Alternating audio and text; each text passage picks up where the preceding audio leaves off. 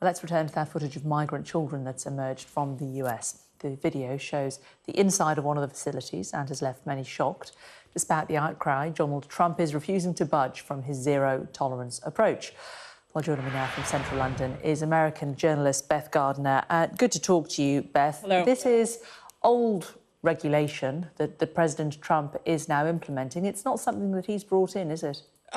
No, that's false, actually, and that is the lie that Trump keeps repeating.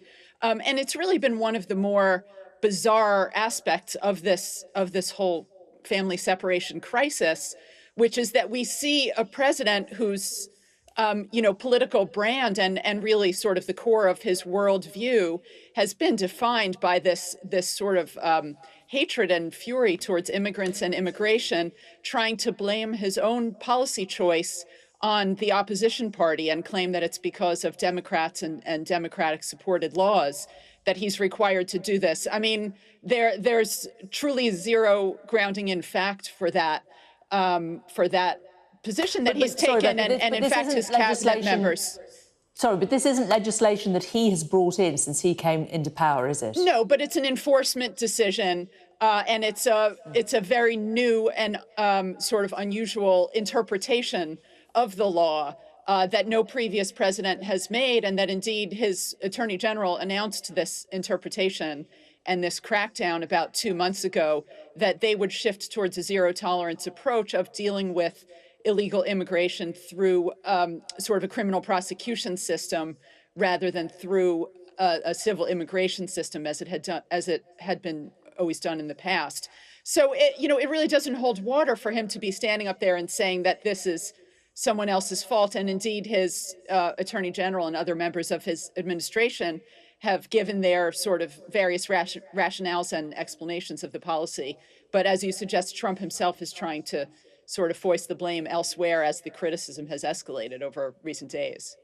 Criticism from some, but praise from others. There are a lot of people in America, a lot of people who voted for President Trump who are exasperated by illegal immigration and want to see it stop. They want that wall built. Yeah, that's certainly true. And, we certainly saw in 2016 that Trump sort of rode this anger and indeed stoked this anger towards immigration all the way to the White House. I think that most conventional politicians, it's safe to say, would regard these sorts of images we've been seeing of children in cages as being, nothing short of politically toxic. Trump is a different sort of politician. He's, trying to distance himself now from sort of the ugliest aspect of it. But certainly what we've seen, I think, in the course of his time in office has been an embrace of these kinds of ideas and this kind of rhetoric around immigration that until pretty recently was really seen as, the very fringe of the sort of hardline anti-immigration groups. We've seen that sort of brought into the very heart of power, not just by Trump and his team, but by, many other Republican office holders and office seekers as well. And, the use really of this kind of real fear-mongering and constant sort of effort on his part to equate immigration with violence, with gang violence, contrary to all the facts that we know about the relationship between immigration and crime. And I think there's a strategic decision as well that he's hoping that this will, as it did in 2016, sort of rile his base again and drive turnout in the fall for the congressional elections, because turnout is really what these midterms are about. And I think he thinks it's a somehow successful, issue for his side. We'll have to see whether that turns out to be true. OK, we should leave it there. Beth Gardner, thanks very much. Thank you. Let's just bring you a little bit of jolly news. The Tindalls. Mrs. Michael Tindall.